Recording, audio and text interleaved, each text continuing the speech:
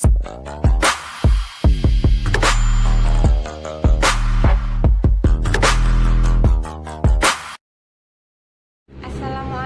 warahmatullahi wabarakatuh.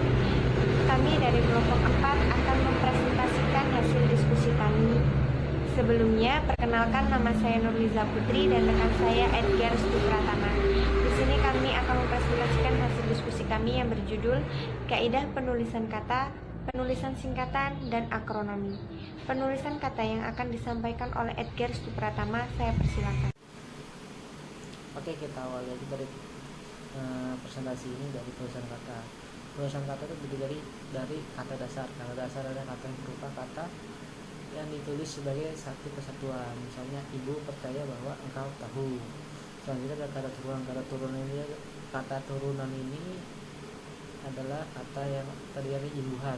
Imbuhan itu terdiri dari ada awalan, sisipan, dan akhiran.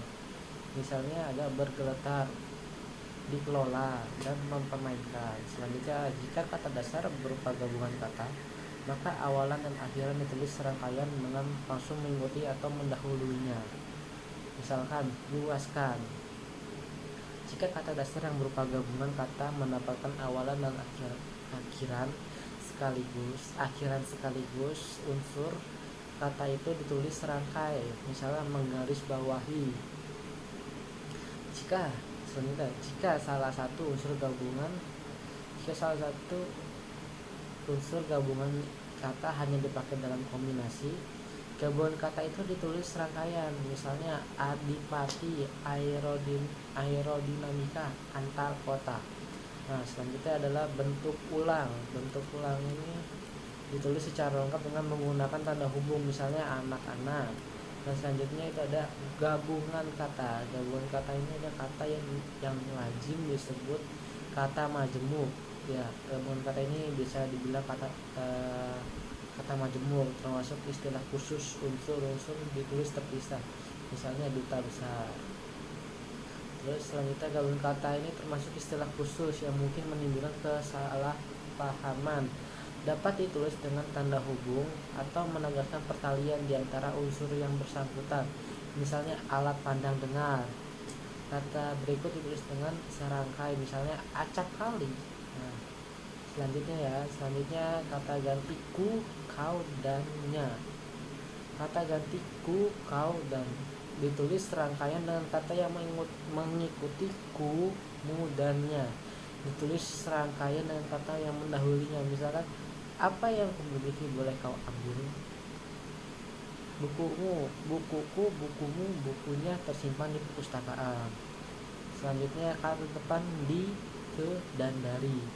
Kata depan di, ke, dan dari ditulis terpisah dari kata yang mengikutinya, kecuali di dalam hubungan kata yang sudah lazim dianggap sebagai satu kata seperti kepada dan daripada. Misalnya nih contohnya, kemana saja ia selama ini? Ia datang dari Surabaya. Selanjutnya pembahasannya kata si dan sang. Kata si dan sang ditulis terpisah dari kata yang mengikutinya. Misalnya, sang kancil sangat marah kepada monyet. Selanjutnya ada partikel. Partikel lah, kah, dan tah ditulis serangkaian dengan kata yang mendahulunya.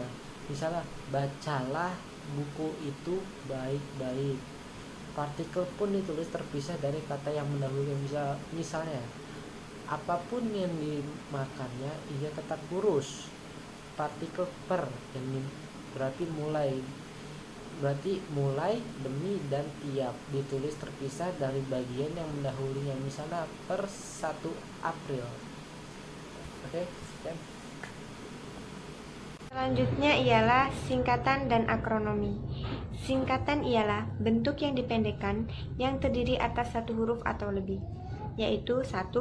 Singkatan nama orang, nama gelar, sapaan, jabatan, atau pangkat diikuti dengan tanda titik. 2. Singkatan nama resmi lembaga pemerintahan dan ketatanegaraan, badan atau usaha atau organisasi, serta nama dokumen resmi yang terdiri atas huruf awal kata diikuti dengan huruf kapital dan tidak diikuti dengan tanda titik. Contoh DPR. 3. Yaitu singkatan huruf yang terdiri atas 3 huruf atau lebih diikuti satu tanda titik, misalnya dan lain-lain titik. 4. Lambang kimia, singkatan satuan ukuran, takaran timbangan, dan mata uang tidak diikuti tanda titik, misalnya TNT, Rp. Selanjutnya yaitu akronomi.